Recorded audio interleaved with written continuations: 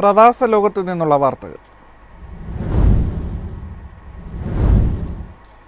യു.എസിൽ നിന്ന് ഇറക്കുമതി ചെയ്യുന്ന മദ്യത്തിന് 150% തീരുവ ചുമത്താൻ ഇന്ത്യ. കാർഷിക ഉൽപ്പന്നങ്ങൾക്ക് 100% തീരുവ. ഇന്ത്യയുടെ നടപടിയെ യു.എസ് ശക്തമായി വിമർശിച്ചു. ഇന്ത്യ തങ്ങളുടെ ഉൽപ്പന്നങ്ങൾക്ക് മേൽ ചുമത്തുന്ന തീരുവയെക്കുറിച്ചുള്ള വിഷയം യു.എസ് വീണ്ടും ഉന്നയിച്ചു. ചൊവ്വാഴ്ച നടന്ന പത്രസമ്മേളനത്തിൽ കാനഡയെക്കുറിച്ചുള്ള ചോദ്യത്തിന് മറുപടി നൽകവേ White House president secretary Karoline Leavitt ഇന്ത്യയുടെ ഉയർന്ന തീരുവകളെക്കുറിച്ച് പരാമർശിച്ചു. പതിറ്റാണ്ടുകളായി കാനഡ അമേരിക്കയെയും കഠിനാധ്വാനികളായ അമേരിക്കക്കാരെയും കബളിപ്പിച്ചുകൊണ്ടിരിക്കുകയാണ്. അമേരിക്കൻ ജനതയ്ക്കും ഇവിടുത്തെ തൊഴിലാളികൾക്കും മേൽ കനേഡിയൻ ചുമത്തുന്ന തീരുവകളുടെ നിരക്കുകൾ പരിശോധിച്ചാൽ അത് വളരെ ഭയാനകമാണ്. വാസ്തവത്തിൽ കാനഡയെ മാത്രമല്ല, ബോർഡിലുടനീളം താരിഫ് നിരക്ക് കാണിക്കുന്ന ഒരു ലളിത ചാർട്ട് എന്റെ പക്കലുണ്ട്.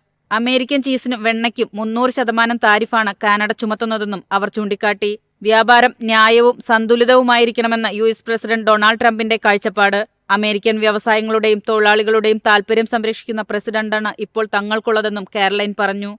News desk MyFin TV. വ്യാജ ഫോൺ കോളുകൾക്കെതിരെ ഇന്ത്യക്കാർക്ക് യു.എസിലെ ഇന്ത്യൻ എംബസി മുന്നറിയിപ്പ് നൽകി.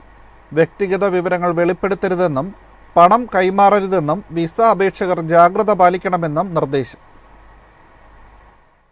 എംബസിയുടെ വ്യാജ ടെലിഫോൺ നമ്പറുകൾ ഉപയോഗിച്ച് തട്ടിപ്പ് കോളുകൾ വിളിക്കുന്നതിനെക്കുറിച്ച് ഇന്ത്യൻ പൗരന്മാർക്കും വിസ അപേക്ഷകർക്കും അമേരിക്കയിലെ ഇന്ത്യൻ എംബസി മുന്നറിയിപ്പ് നൽകി. എംബസിയുടെ ഔദ്യോഗിക ടെലിഫോൺ ലൈനും എംബസിയുമായി ബന്ധിപ്പിച്ചിട്ടുള്ള മറ്റ് ഐഡന്റിറ്റികളും ദുരുപയോഗം ചെയ്ത് ആളുകളെ വഞ്ചിക്കുന്നതായി ഉപദേശക സമിതി അറിയിച്ചു. വ്യാജ കോളുകൾ വിളിക്കുന്നവർ ക്രെഡിറ്റ് കാർഡ് വിശദാംശങ്ങൾ പോലുള്ള സെൻസിറ്റീവ് വ്യക്തിഗത വിവരങ്ങൾ ആവശ്യപ്പെടുകയോ ഇന്ത്യൻ പൗരന്മാരിൽ നിന്ന് പണം തട്ടാൻ ശ്രമിക്കുകയോ ചെയ്യുന്നുണ്ടെന്ന് ഉപദേശക സമിതി ചൂണ്ടിക്കാട്ടി. പാസ്പോർട്ടുകൾ, വിസ ഫോമുകൾ, ഇമിഗ്രേഷൻ ഫോമുകൾ എന്നിവയിൽ പിശകുകളുണ്ടെന്നും പണം നൽകിയാൽ മാത്രമേ അവ ശരിയാക്കാൻ കഴിയൂ എന്നും അവർ തെറ്റായി അവകാശപ്പെടുന്നു. ഈ പിശകുകൾ തിരുത്തിയില്ലെങ്കിൽ ഇന്ത്യയിലേക്ക് നാടുകടത്തപ്പെടാനോ യു.എസിൽ തടവിലാക്കപ്പെടാനോ സാധ്യതയുണ്ടെന്നും തട്ടിപ്പുകാർ മുന്നറിയിപ്പ് നൽകുന്നു. ഇന്ത്യക്കാരിൽ നിന്നോ വിദേശ പൗരന്മാരിൽ നിന്നോ വ്യക്തിഗത വിവരങ്ങൾ തേടി എംബസിയിലെ ഒരു ഉദ്യോഗസ്ഥരും ടെലിഫോൺ കോളുകൾ നടത്തുന്നില്ല എന്ന് ഇന്ത്യൻ എംബസി വ്യക്തമാക്കി. News desk MyFin TV. ദുബായിൽ കായിക വിനോദ വ്യവസായങ്ങൾക്ക് മാത്രമായി പ്രത്യേക ഫ്രീ സോൺ ക്ലസ്റ്റർ. ഇവിടെ വൈവിധ്യമാർന്ന കായിക വിനോദ ബിസിനസ് പ്രവർത്തനങ്ങൾക്ക് ലൈസൻസ് നൽകും. Dubai World Trade Centre free സോണിലാണ് International Sports and Entertainment Zone എന്ന പേരിൽ പുതിയ ക്ലസ്റ്റർ ഒരുങ്ങുന്നത്. ഇവിടെ വൈവിധ്യമാർന്ന കായിക വിനോദ ബിസിനസ് പ്രവർത്തനങ്ങൾക്ക് ലൈസൻസ് നൽകും. ആഗോളതലത്തിൽ ഈ വ്യവസായത്തിന് വേണ്ടിയുള്ള ആദ്യത്തെ സ്വതന്ത്ര മേഖലയാണിതെന്നാണ് വിലയിരുത്തപ്പെടുന്നത്.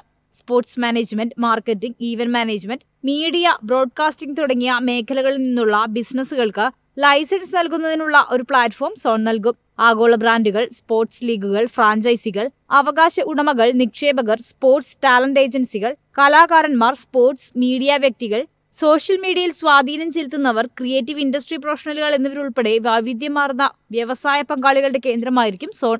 വ്യത്യസ്ത കായിക ഇനങ്ങളിലെ അന്താരാഷ്ട്ര പ്രാദേശിക കായിക സംഘടനകളെ ആകർഷിക്കുക എന്നതാണ് ഇതിലൂടെ ലക്ഷ്യമിടുന്നത്. UAE കാർഷിക മന്ത്രാലയം, Dubai Sports Council, UAE National Olympic Community തുടങ്ങിയവയുമായി സഹകരിച്ച ഇവിടെ എത്തുന്ന സംരംഭങ്ങൾക്ക് ആവശ്യമായ എല്ലാ കോർപ്പറേറ്റ് നിയമ പിന്തുണയും നൽകുമെന്ന് അധികൃതർ അറിയിച്ചു. News desk MyFin TV. US vice president ഈ മാസം ഇന്ത്യ സന്ദർശിക്കും. നികുതി ചുമത്തലുമായി ബന്ധപ്പെട്ട ഇരു രാജ്യങ്ങളും തമ്മിലുള്ള ചർച്ചകൾ നടക്കുന്നതിനിടയിലാണ് അദ്ദേഹത്തിന്റെ ഇന്ത്യ സന്ദർശനം.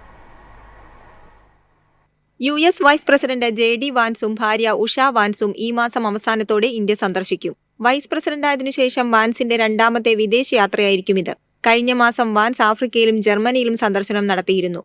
ഫെബ്രുവരിയിൽ പാരീസിലെ AI ഉച്ചകോടിക്കിടെ പ്രധാനമന്ത്രി നരേന്ദ്രമോദി JD വാൻസിനെയും കുടുംബാംഗങ്ങളെയും സന്ദർശിച്ചിരുന്നു.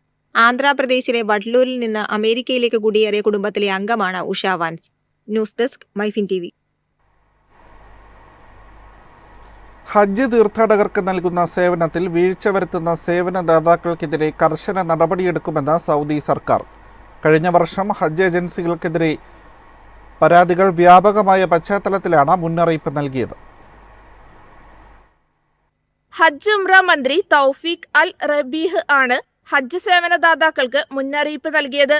മക്കയിൽ ആഭ്യന്തര വിദേശ ഹജ്ജ് സേവന കമ്പനികളുടെയും സ്ഥാപനങ്ങളുടെയും ഡയറക്ടർ ബോർഡ് ചെയർമാൻമാരുടെയും യോഗത്തിലാണ് മന്ത്രി ഇക്കാര്യം വ്യക്തമാക്കിയത്. വരാനിരിക്കുന്ന ഹജ്ജ് സീസൺ തയ്യാറെടുപ്പുകളുടെ ഭാഗമായാണ് യോഗം സംഘടിപ്പിച്ചത്. നിയമലംഘനം കണ്ടെത്തിയാൽ ലൈസൻസ് ശാശ്വതമായി റദ്ദാക്കുന്നതുൾപ്പെടെയുള്ള കർശന നടപടി സ്വീകരിക്കും. തീർത്ഥാടകരുടെ ഗതാഗതം, താമസം, ഭക്ഷണം തുടങ്ങിയ സേവനങ്ങളും മെച്ചപ്പെടുത്തണമെന്ന് ഹജ്ജ് സേവന കമ്പനികളോട് ആവശ്യപ്പെട്ടു. തീർത്ഥാടകർക്ക് ബോധവൽക്കരണം നൽകണമെന്നും അറിയിച്ചു. News desk MyFin TV.